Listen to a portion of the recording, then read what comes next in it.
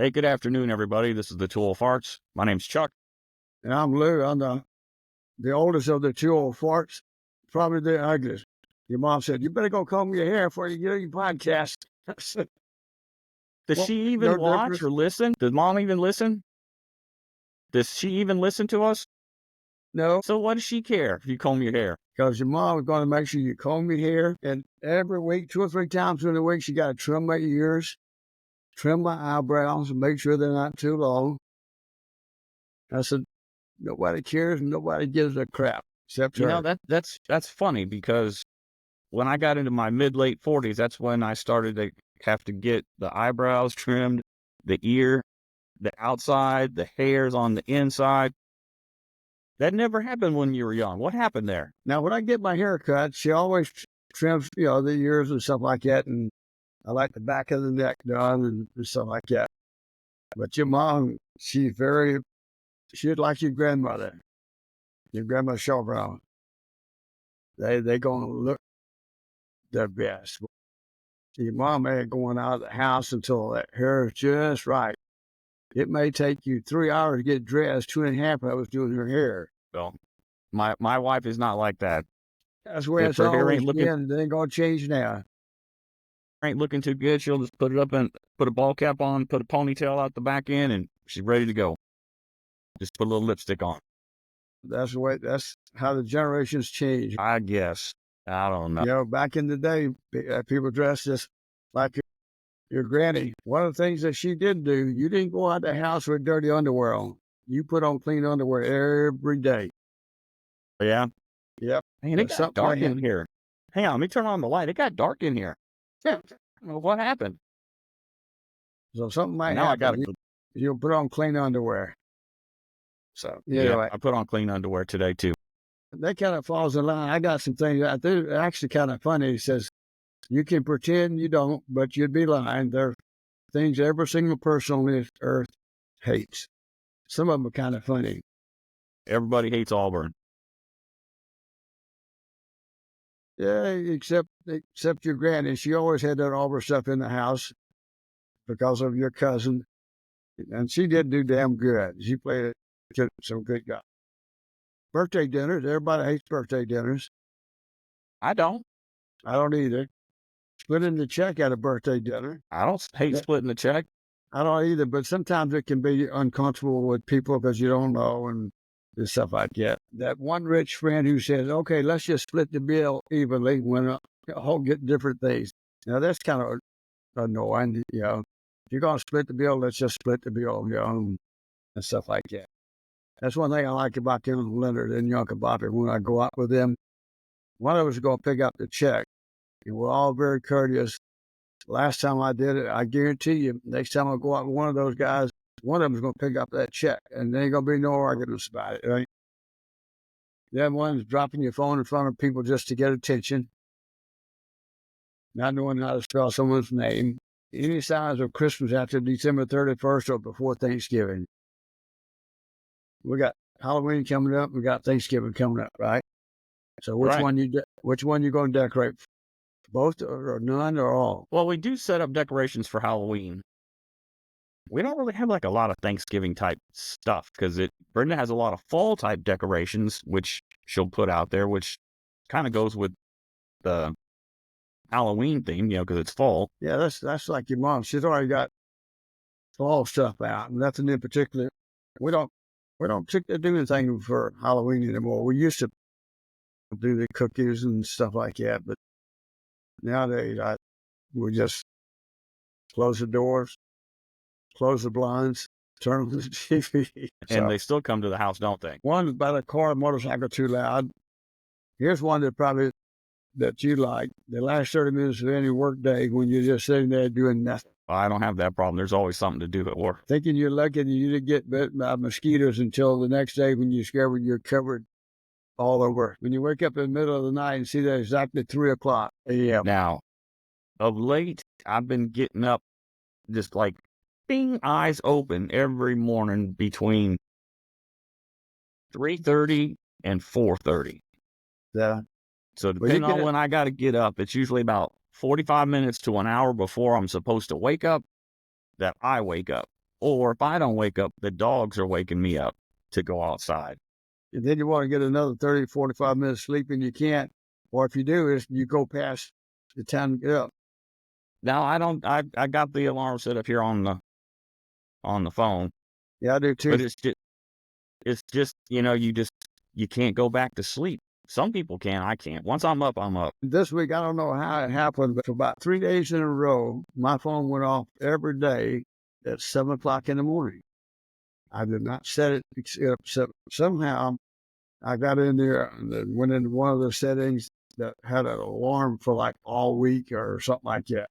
So every morning your mom pushing me, kicking me, because I don't hear it. I have no idea how the hell that happened, but it was annoying for her. I bet. All right, here's this last one. You're going to like this one. When you're high, AF, you know what AF is as, Yeah. and someone knocks on your front door. Don't answer it.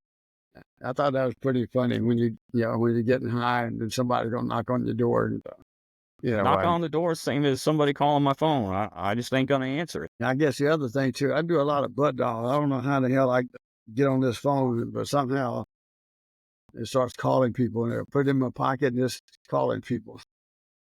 That happens every once in a while. It was maybe a month or two ago, more like two. I was at the gym. I finished up my run and I was getting ready to go to the shower, and somehow I had ended up butt dialing Brenda, not knowing about it. And then she calls me back, and I'm like, "Why is she calling me? It's 6:30. Why is she calling me?" And she's like, "You called me." And I'm like, "No, I didn't." And I look down and I check my history, and I'm like, "Yeah, I guess I butt dialed you." And you've butt dialed me once or twice. Yeah. And, I'm yelling at you, "Dad," like you could hear anyway. But, so I just end up hanging up. That's, I butt dialed your Cassie the other day, your cousin. And I didn't know I butt dialed it, rang. Then she called me. Then I got scared. I said, "Oh, something happened to Uncle Bobby, right?" Because she was texting me to let me know she couldn't call because she was on the phone with doing something, and she's sorry she missed my call. But I'm the one who called her, so I had to text her back real quick. Sorry, it was a butt dial. But for about 30 seconds, I got really scared thinking something happened to your Uncle Bobby and he was back in the hospital or something like that. Yeah. So I got to figure out some sort of way how to turn this damn thing off so it won't be butt calling people. So what'd you think of the game yesterday? Well, I was pleased the way it came out. Offense in the first half, didn't show a whole lot, but they come on strong. One of the things I told you they need to do, and I think they did a little bit, and I was reading some stuff this morning by Coach Womack, too, we'll talk about. We don't have the quality of players that we had in the past, offensively, defensively, and that's not saying we don't have good ball players. It's not the same coaching style, some of those kind of things. Yeah. I thought We lost 26 players in the portal when Saban retired. Yeah. And then I thought Jalen Milroe in the second half, well, in the first half, somewhat. He just started taking control and doing what he needed to do. And I think that's what they need to do. But I read an article about Womack this morning about how he's changed. He's always been a person that doesn't blitz a lot and do those kind of things, and how he's changed his philosophies to fit the talent that he has and the mentality of the players that he has. I think that's what you got to do. I think that's what offense has got to do. Different coaches, different philosophers. These kids were recruited by a different coach for a different process of how they're going to do things. But I think yesterday was good. And I'm going to tell you, I feel a whole lot better playing the LSU week after next. And I watched that LSU Texas A&M game, that first half, I said, "Hey, they're out there. They ain't no way in hell they're going," because they were down like 2 touchdowns, or I'm not exactly how much it was, 2 touchdowns.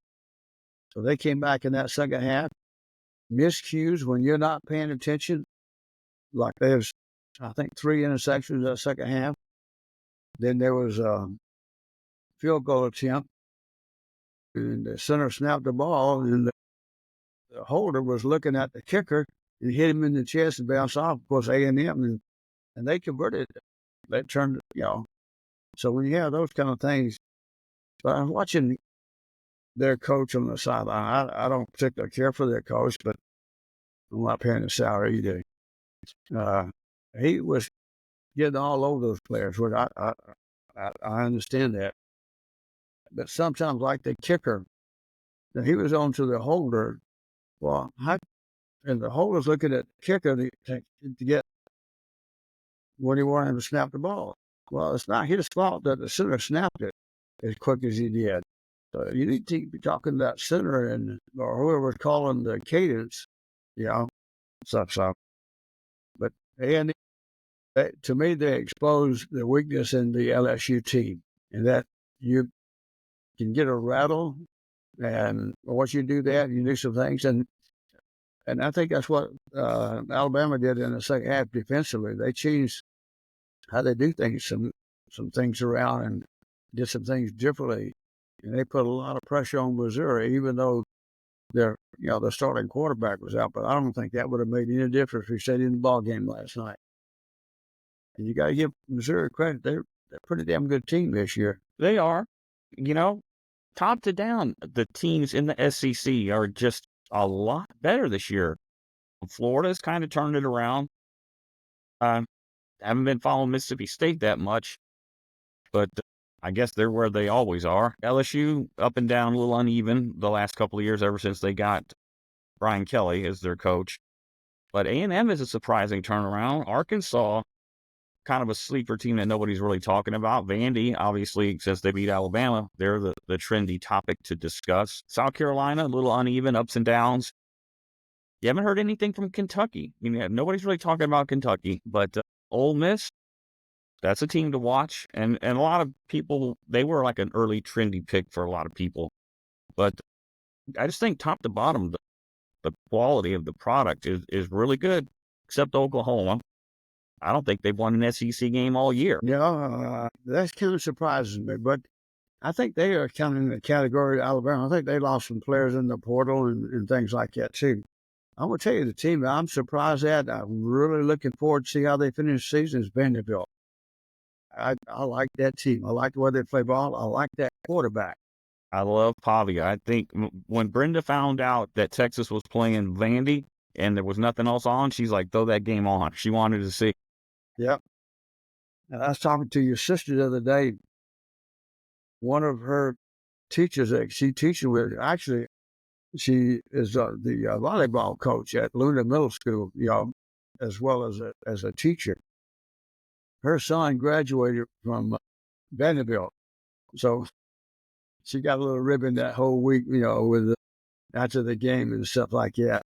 But I like Vanderbilt. What I've seen, I like what the coach is doing there. And you're in Nashville. You got to compete with Tennessee and Georgia, and especially Georgia and Alabama and Tennessee. In that area, recruiting wise, well, it's tough. Yeah, it is. Yeah. But you're right. We got 8 out of the 25 teams in the top 25 in the Southeastern Conference. Yeah, and it just seems like there's more conversation generated around these SEC teams because they just win. And the only teams you hear anything about in the Big Ten are Oregon and Ohio State right now. And that's it. And then right behind it, you hear a little bit about Penn State, but Indiana, they're like kind of a trendy team, kind of like a Vandy right now, and they're still undefeated. Yes, they are. I watched them play yesterday. They are a solid football team. I'm not sure what their schedule like. Like Alabama has the 31st strongest schedule, and I just read they had the 5th toughest schedule. 5th. That's what I read in. But Indiana, I'm gonna tell you what. I was really pleased on game day yesterday how they treated Coach Corso. They were in Indiana, and then the mayor named yesterday was Corso Day in Bloomington, Indiana. And then they had all his former coaches out there. But, he has the best coaching record at Indiana of all the schools he coached at. I believe it. So let's see here. This was from a couple of weeks ago from sportsbettingdime.com. So this was at the beginning of the month. They said Florida had the toughest, then Michigan, Mississippi State, UCLA, Wisconsin, Georgia, Alabama at 7th, then USC, Oklahoma, Houston, and at the top 10, and then Kentucky, LSU, Virginia Tech, Purdue, West Virginia, top 15, rounding it out into the 20. Maryland, Arkansas, Washington, Oregon, South Carolina round out the top 20. And then the top 25 would be Vandy, Texas, Notre Dame, Nebraska, Auburn. So, quite a few SEC schools in that toughest schedule. But again, it's because we play each other. Exactly. More so than probably anybody else. What do you think Well, about for the Miami? longest time, the Big Ten had more conference games than the SEC did. So that was usually a source of contention in the rankings, especially during the CFP and in the beginning of the BCS and the CFP. They would be like, well, you guys play more cupcakes than we do. We have more conference games. Yeah, you're talking And about I'm like, LSU. They dropped 8 places in the poll last night. They dropped down to 16, which is just 2 below us. We're at 14. So how do you think that game's going? Because they got a bye next week, just like we do. So how do of you course think they're that's? going to take that bye. They've got more to lose than we do, and it's on the road. So that's already 2 strikes against us right now. And if you've noticed, some of our better games have been played at home, and our definite worst games have been on the road. Both of our losses were on the road. So this game does not bode well for me. The defense, the last 2 games have really come on strong.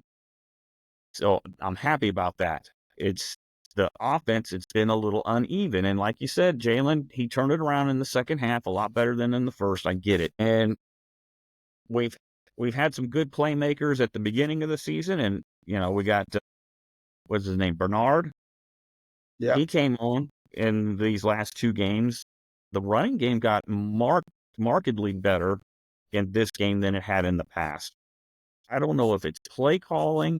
I don't know if it's execution or the changes at the line of scrimmage based on what the defense is showing. I don't know. Maybe the pressure's getting to Milroe of, all of that conversation, Saban leaving, new coach coming in, him feeling like it's on his shoulders to do something about it. I don't know. I give these kids a lot of grace. I'm not a sky is falling kind of a person like you and I have discussed. I think it's us coming to grips with like our own mortality, if you will, of this is what it feels like to be every other college program because we were spoiled for the last 15 years under Nick Saban. And I say 15 because it was in 2009 when he righted the ship with the national championship run through 2020. I think that a lot of it, and I think that article I read this morning about Womack is right on. The coaches have got to change their mentality and their strategy to fit that of the players. You want the players to fit you. That's a pretty challenging test to do because they're limited on their talents and the way they came in and stuff like that. So I just really like that article. It changed my whole perception of Womack. But, they're going back and they were comparing defensive coordinators. Kirby Smart, we talked about it before. It took him a couple of years. Yeah, it did. But I think he had to get comfortable in his own skin because like we were talking about yesterday, he didn't get a chance to go cut his teeth as a head coach at a smaller school before he went to Georgia. He jumped straight to the big time. And you're right. They get in and learn a little bit. Jeremy Pruitt, probably the best defensive coordinator we've had there in a long time. But then the guy that we got from UTSA, Pete Golden, he was okay, but I think he's doing better at Ole Miss. I think so. But I'm with you. Us fans got to got to stick it out. We just got to keep on watching and give them kudos and drink a little bit more beer to the games. And you just it's those old cliches that finally make sense when you get to be our age on, what you hear. You gotta one play at a time, forget about what happened, focus on the next thing that comes in front of you. And when you start to delve into that philosophy and mindset, it really does help you be successful, because before you get great success, there's great failure. Yes. And you have to be determined to move past it, to learn from it, and to not be afraid to make a mistake. Yeah, I think we still got a good chance of making the playoffs. I think we can get into the top 12.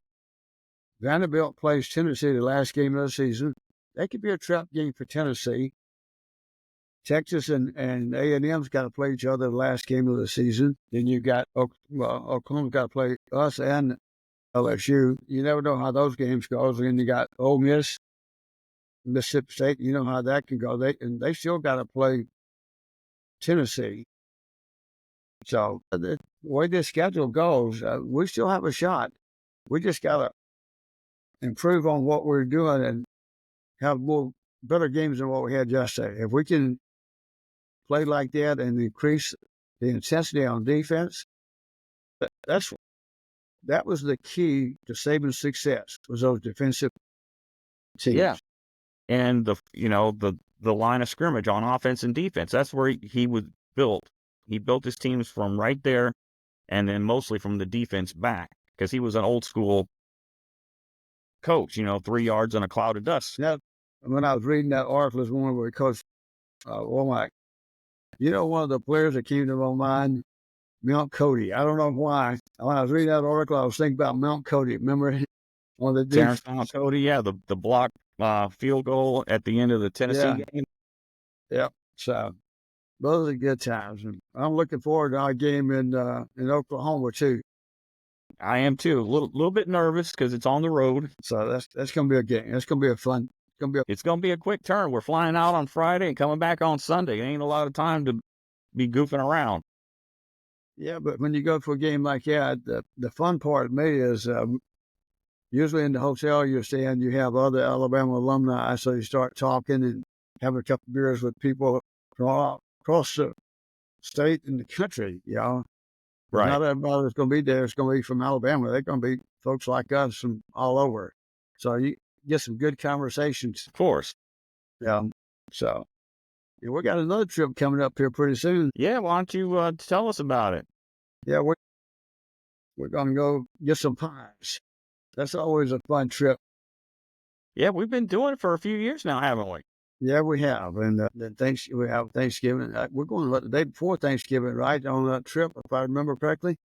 Yeah, I could have picked on Tuesday, but I'm going to be working on Monday. And then I'm like, nah, don't do it Tuesday. I may stay up late, not want to get up early in the morning. So I'm like, you know what? We'll just do it Wednesday. Well, that's good. That trip to Marble Falls, it's some pretty country up there, and there's some beautiful country in between here and Marble Falls. I enjoyed that trip, the to and from, almost as much as the fun we have eating at the Blue Bonnet Cafe. That's one of the oldest ones in the area or in Texas. I'm not sure how old they are, but they have some good food, and people are really nice, and the customers, They're just like you and me. Well, we got a bad experience at all when we ate there.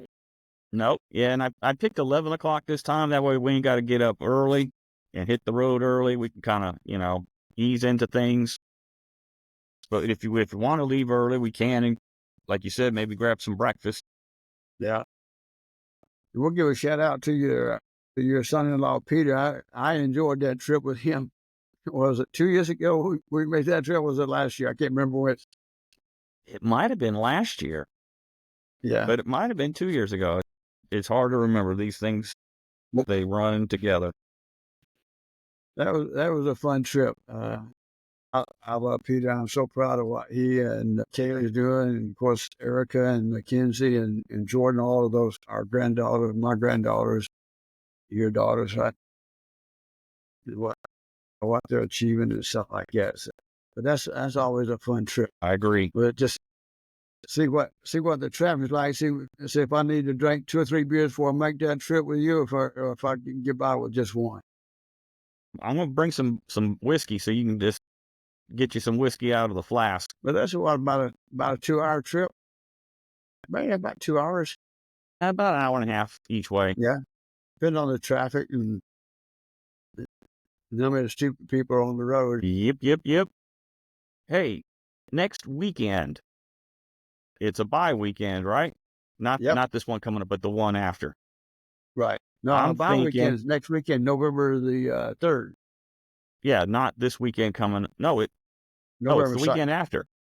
No, it is this weekend. You're right. You're absolutely right. I'm thinking we can go to this old ice house, the Albert Ice House. I think that's the name of it. It's up by, I think it's near High. Yeah, Where's it at? it's up by High. And I think it's in Stonewall, Texas. Okay. You haven't heard of it? It's Albert No, Dance Hall in that, 1892. it's 1952. 1892. Wow. Okay. That's one of the oldest in Texas then. Yep. And I think You there is know, a little bit. I think there's a little bitty school that's right nearby, or right next door to it, that I think LBJ used to teach at. yeah. Yep. Look it up where I talked about it, because from the 1st to the 4th, I'm going to be doing in the daytime doing some work with the DAV chapter at the Golden Corral. That's our annual fundraiser that we do with the Golden Corral, which is a big supporter of DAV. So if we're going to do it on the 2nd, I need to know so I can let them know I changed my schedule. Yeah, I'd like to do that since Okay. we got a bye weekend and the weather's cooling off. It's going to be nice.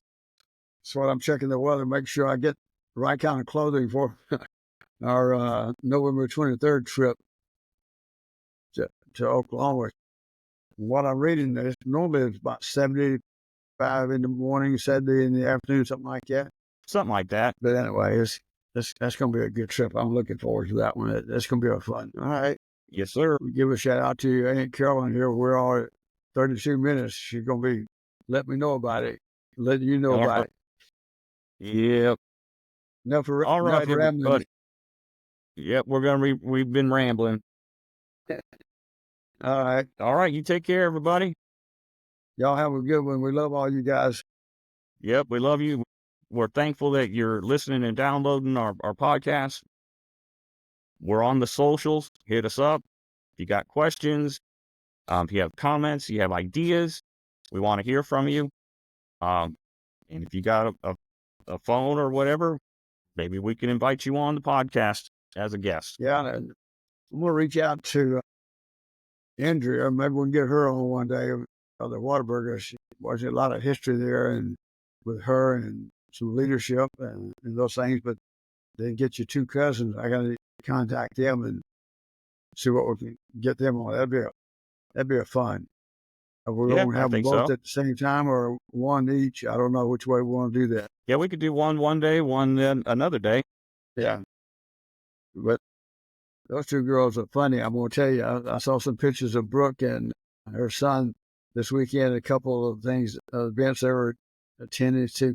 I'm glad to see them having fun. And Jessica, one of the other cousins there in California, and Jimbo there in Georgia, they're all doing good. I'm glad to see them having fun and enjoying life. All righty, everybody. All y'all right, take care. Good. We'll see y'all next week. See you down the road. See you down the road. Love you, Dad. Bye. Love you, son. Bye.